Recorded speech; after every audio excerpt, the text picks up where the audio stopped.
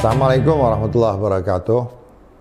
Kita sudah membahas mengenai berbagai alam, yaitu ada alam dunia, ada alam barzakh, ada alam akhirat. Tapi kita belum membahas secara khusus makna dari alam itu sendiri. Alam atau dalam bahasa Arab alam itu artinya petunjuk. Kita tahu alima ya'lamu berarti mengetahui atau mendapatkan pengetahuan. Alam itu petunjuk kepada pengetahuan. Nah, kenapa alam ini disebut sebagai alam? Karena alam ini memang dibuat oleh Allah SWT sebagai petunjuk di jalan kita menuju Allah SWT. Bahkan konon alam itu juga dipakai untuk penunjuk buku.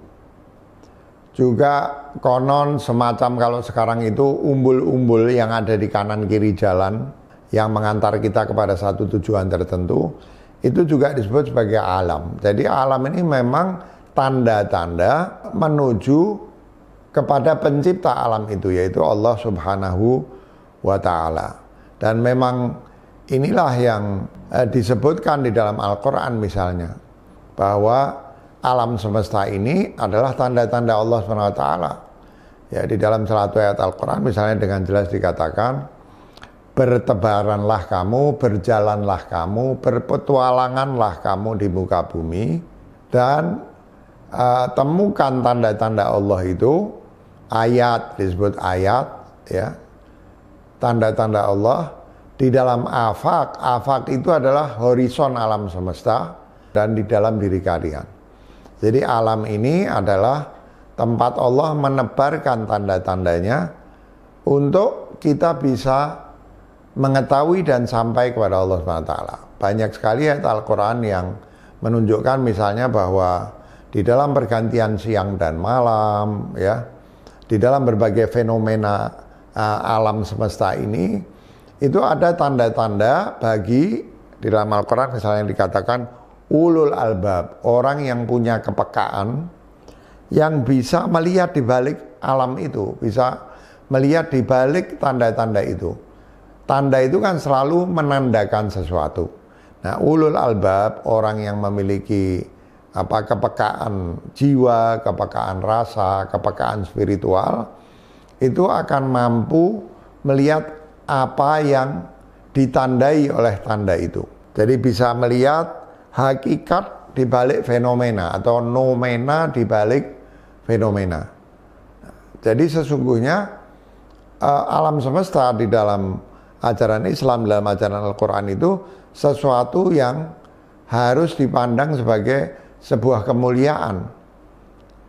Meskipun mungkin Plato tidak bermaksud buruk, tapi Plato itu mengatakan bahwa dunia itu adalah representasi tidak sempurna dari Tuhan, dari penciptanya, atau dari alam idea. Mungkin yang dimaksud oleh Plato juga bahwa itu mulia, meskipun sebagai tanda dia tentu tidak bisa secara sempurna menjadi tanda dari apa yang ditandainya. Karena apa yang ditandainya termasuk alam idea itu adalah alam sempurna. Kalau di dalam Islam misalnya disebut sebagai a'yan thabitah, ya, sebagai esensi-esensi yang tidak berubah dalam keluhurannya, tidak bisa turun menjadi sesuatu yang lebih rendah dari dirinya, ya. Karena itu misalnya ayat-ayat Al-Quran yang mengajarkan tentang misalnya ulul albab, yang merenungkan tanda-tanda di alam semesta itu sering sekali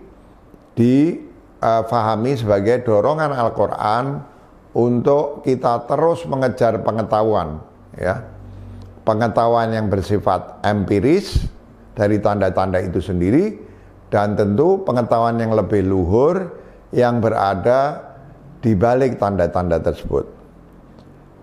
Pada saat yang sama, pemahaman bahwa alam semesta ini adalah tanda-tanda Allah SWT mestinya mengajari kita agar kita memuliakannya, agar kita melestarikannya, agar kita menjaga keseimbangannya, agar kita tetap menjaga keindahannya. Karena dalam keindahan, dalam keseimbangannya, ya, dalam keteraturannya, itu sesungguhnya ada tanda-tanda dari penciptanya yang memiliki sifat keindahan, memiliki sifat keseimbangan, dan sebagainya. Seorang muslim yang baik setelah mengetahui alam itu apa, mestinya akan menjadi seorang pelestari alam, penjaga alam, dan tidak semestinya seorang muslim yang memahami hal ini menjadi orang yang memperlakukan alam secara tidak semena-mena, merusaknya, meskipun itu untuk misalnya mendapatkan uang dari apa yang diberikan oleh alam. Jadi bahkan di dalam berbisnis, mengembangkan pertumbuhan ekonomi, tetap saja perlu dipertimbangkan secara serius cara-cara untuk mencapainya tanpa harus merusak alam. Karena jika alam kita rusak, maka kita sama seperti bunuh diri, merusak tanda-tanda di sepanjang jalan kita menuju Allah Subhanahu wa Ta'ala. Terima kasih. Assalamualaikum warahmatullahi wabarakatuh.